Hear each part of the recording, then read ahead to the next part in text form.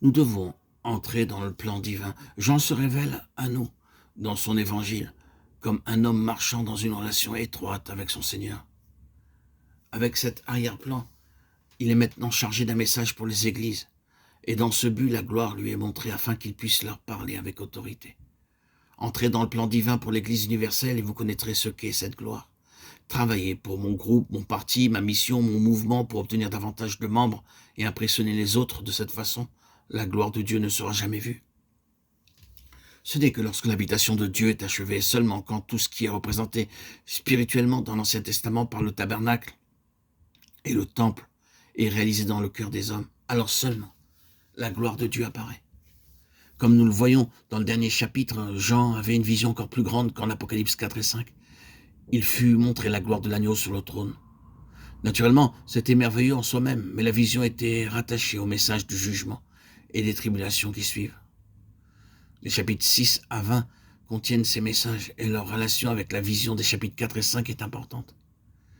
Cette vision, depuis le trône, nous révèle que la vision des événements terrestres qui suivent est céleste et que c'est l'agneau sur le trône qui les régit entièrement. Quel réconfort la révélation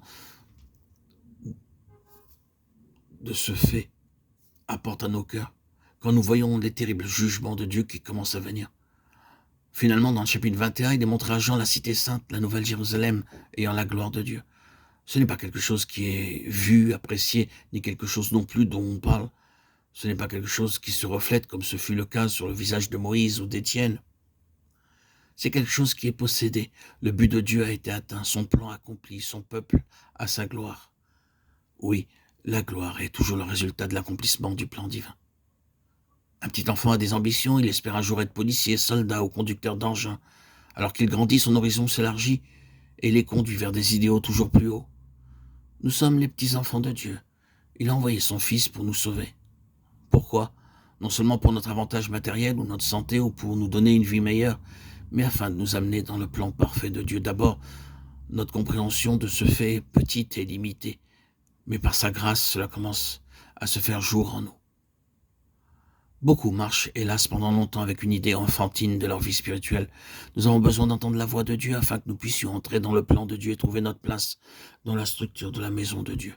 Dieu veut des hommes et des femmes qui s'appliquent eux-mêmes de tout leur cœur à cela. David pouvait dire au sujet du plan du temple, « C'est par un écrit de sa main que l'Éternel m'a donné l'intelligence de tout cela. » 1 Chroniques 28, 19. Ceci est tout aussi possible aujourd'hui si nous prenons les Écritures au sérieux, en comptant sur le Saint-Esprit pour nous instruire